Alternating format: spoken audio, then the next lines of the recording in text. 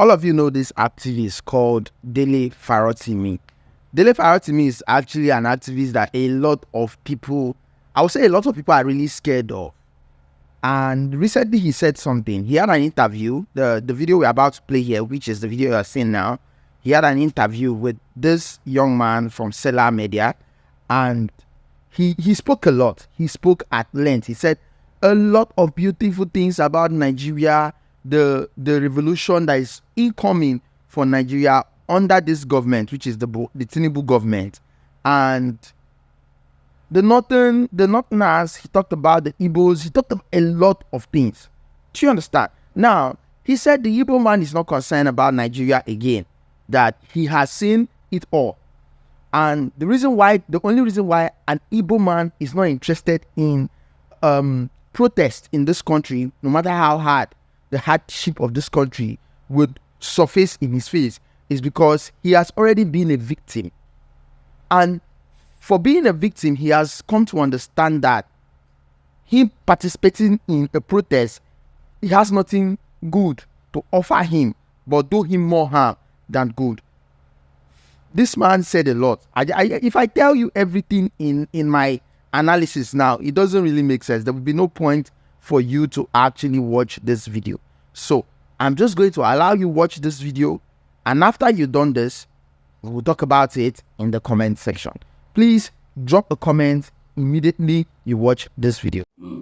When you have a situation where there is a concerted effort to stigmatize an ethnic nationality and blame them for everything that goes wrong, and that ethnic nationality in response now say, okay, you know what, so that they will not say that it is we who are causing problem, please stay out of any wahala that is being orchestrated. I can't blame them.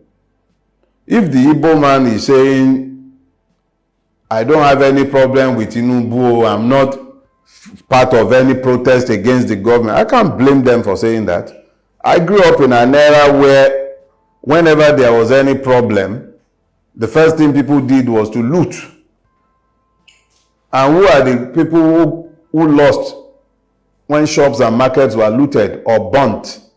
It was Igbo, because those are that's the merchant class in Nigeria. Long time ago, when Nigeria had not become the evil forest that it is today, it was just in his infancy at that time. The Igbo man learned that the government has nothing for him. So he learned to survive on his own. You will rarely ever find an Igbo man applying to the civil service or looking for a salary job. So the average one, even the ones I went to university with, they will go and attach themselves to somebody in the market. They will learn a trade. So they learned to do without government. They learned to discount the government completely, which means that the Igbo man is better equipped than any other Nigerian to cope with our current circumstances, where the government has become completely useless. The Igbo man was already prepared for the uselessness of the government.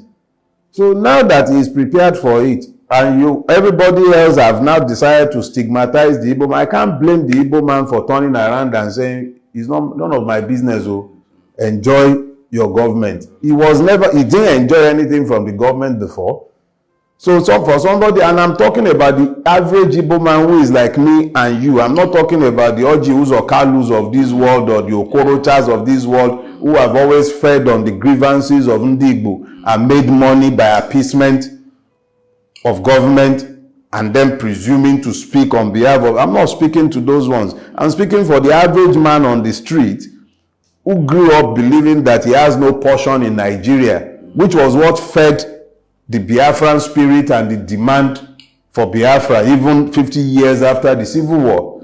So I'm not speaking to the man on the street of Igbo. I'm not speaking to the trader in Alaba or at Aspanda or at Ladipo. All those ones, they have always lived with the mentality of being victims of the system.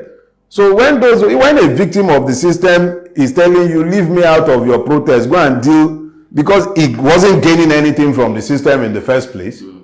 So if he wasn't gaining anything from the system in the first place, he has nothing to lose if the situation becomes the only thing that is happening now is that more victims are being recruited into the Nigerian mess. So why should he, who was always a victim, further victimize himself by joining those he believes are responsible for his victimhood? Unfortunately, it only assures the victimization of everybody.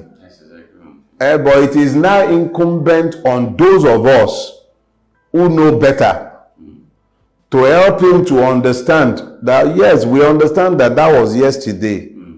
But for us to all come out of this together, you would have to move away from that pain to now walk. Now at least everybody is now suffering.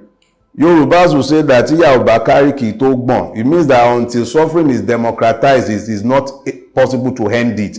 The suffering in Nigeria has now been democratized. Long ago, I predicted that the Nigerian revolution will start in northern Nigeria. The only reason I said so at the time is because the North had always been the reason we could not find common purpose to fight the evil. But now that the person in power in the presidency is not a northerner and is at best a nominal Muslim, and the suffering has now been fully democratized, the northern street, I'm not talking about the northern elite, the northern street has no interest in forbearing and continuing to suffer. Why is it that all of a sudden everything that they tolerated during the years of Muhammadu Buhari is no longer tolerable? Have you considered that? Look, I don't know how long it's going to take, but if this mess continues, the problem that will consume this government will start in northern Nigeria. It's not going to start in the east. The Igbo man has more or less taken a position. I was always a victim. Go and solve your problem. Leave me alone in my little corner.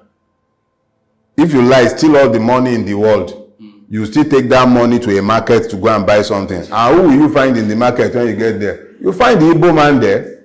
Whether it's food you are buying, whether it's building material, whether it's car, you find the Igbo man. He's there in the market waiting for you. So he's already in a position of advantage.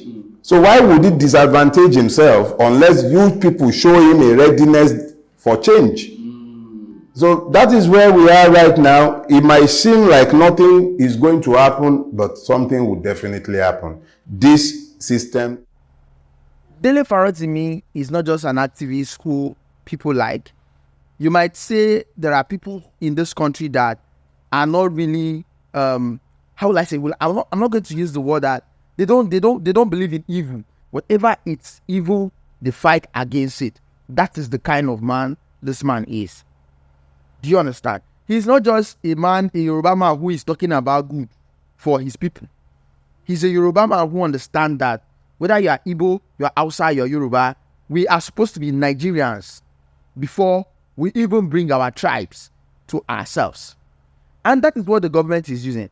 And every 4 years, they still bring the same format and everybody falls for it. Every single body falls for it. That is why people like this man exist. And you've heard him. You heard him all from that video. You heard every single damn thing he said. The analysis, the points and everything is fully cleared. Anyway, thank you for watching the video. I hope the country get better and I hope all of us come out beautifully.